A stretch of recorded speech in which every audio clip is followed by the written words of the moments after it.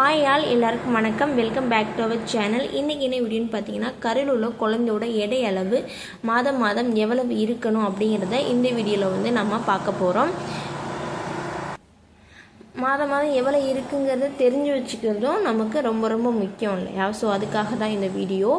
இப்போ உங்களுக்கு ஸ்கேன்லாம் பார்த்து டாக்டர் எடை பேபியோட வெயிட் கம்மியாக இருக்குது அப்படின்னா எதனால் வெயிட் கெயின் கம்மியானது, என்ன ரீசன் அப்படிங்கிறத அவங்கள்ட்ட கேட்டு தெரிஞ்சுக்கோங்க. ஃபுட்டு தான் ரீசன் அப்படின்னா நம்ம சேனலில் ஆல்ரெடி வீடியோ போட்டிருக்கோம். நீங்கள் அதெல்லாம் ஃபாலோ பண்ணாலே போதும். 2 வீக்ஸில் உங்களுக்கு நல்ல ரிசல்ட் கிடைக்கும். ஸோ அந்த வீடியோ பார்க்காதவங்க கண்டிப்பாக போய் அந்த வீடியோ ஒரு டைம் பாருங்கள். நல்லா பார்த்தீங்க அப்படின்னா 2 கிலோலேருந்து 3 கிலோ வரைக்கும் பேபிஸ் பிறப்பாங்க. நான் சொல்கிற இந்த சார்ட் பார்த்தீங்க அப்படின்னா கரெக்டாக இவ்வளவு தான் இருக்கணும் அப்படிங்கிறதுலாம் கிடையாது.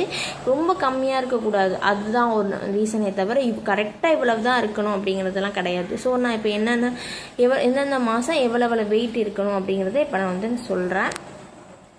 ஃபஸ்ட்டு மாதம், அதாவது வாரங்கள்லாம் பார்த்தீங்க அப்படின்னா வெயிட் கெயின்ங்கிறது குழந்தைக்கு பெருசாக இருக்காது. அப்போ தான் அவங்க வளர ஆரம்பிப்பாங்க.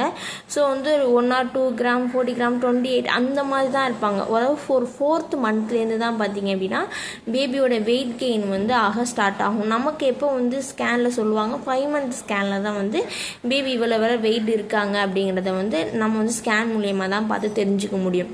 இப்போ 4வது மாதத்தில் குழந்தையோட வெயிட் எவ்வளோ இருக்கணும்னு பார்த்தீங்கன்னா, அதாவது 13லேருந்து 16 வாரங்களுக்குள்ள குழந்தையோட எடை அளவு எவ்வளோ இருக்கணும் பார்த்தீங்க அப்படின்னா 100லேருந்து 120 கிராம் வரைக்கும் இருக்கலாம்.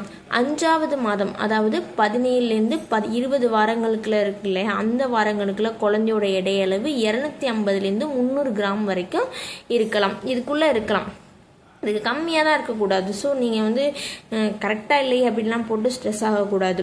அடுத்து 6வது மாதத்தில் பார்த்தீங்களா, அதாவது 21 வாரங்கள்லேருந்து 24 வாரங்களுக்குள்ள குழந்தையோட எடை அளவு 600லேருந்து 700 கிராம் வரைக்கும் இருக்கலாம். 7வது மாதத்தில் 25லேருந்து 28 வாரங்கள் 900லேருந்து 200 கிராம் வரைக்கும் இருக்கலாம்.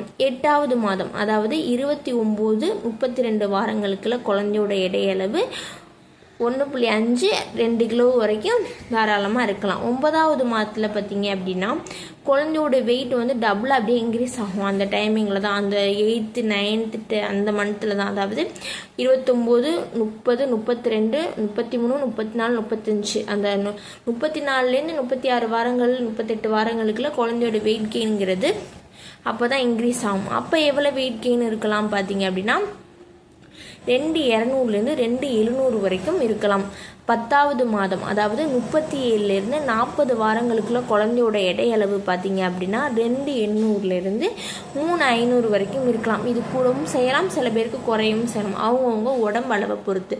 பட் குறைஞ்சபட்ச குழந்தையோட அளவு 2லேருந்து 3 கிலோ, 3 கிலோ அந்த மாதிரி இருக்கிறது நல்லா ஆரோக்கியமான குழந்தையாக இருப்பாங்க. அவங்க பிறந்ததுக்கப்புறம் அவங்களும் கஷ்டப்பட மாட்டாங்க, நம்மளும் கஷ்டப்பட மாட்டோம். ஸோ அதனால தான் சொல்கிறேன், உங்களுக்கு பேபியோட வெயிட் கம்மியாக இருக்குது அப்படின்னு டாக்டர் சொல்கிறாங்க அப்படின்னா அதுக்கு என்ன ஃபாலோ பண்ணலாம், என்னென்ன ஃபுட்டு சாப்பிட்லாம் அப்படிங்கிறத அடுத்த ஸ்டெப்பு பாருங்கள்.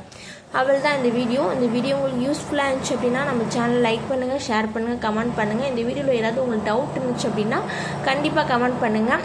மறக்காமல் நம்ம சேனலை சப்ஸ்கிரைப் பண்ணி வச்சுக்கோங்க. அடுத்த ஒரு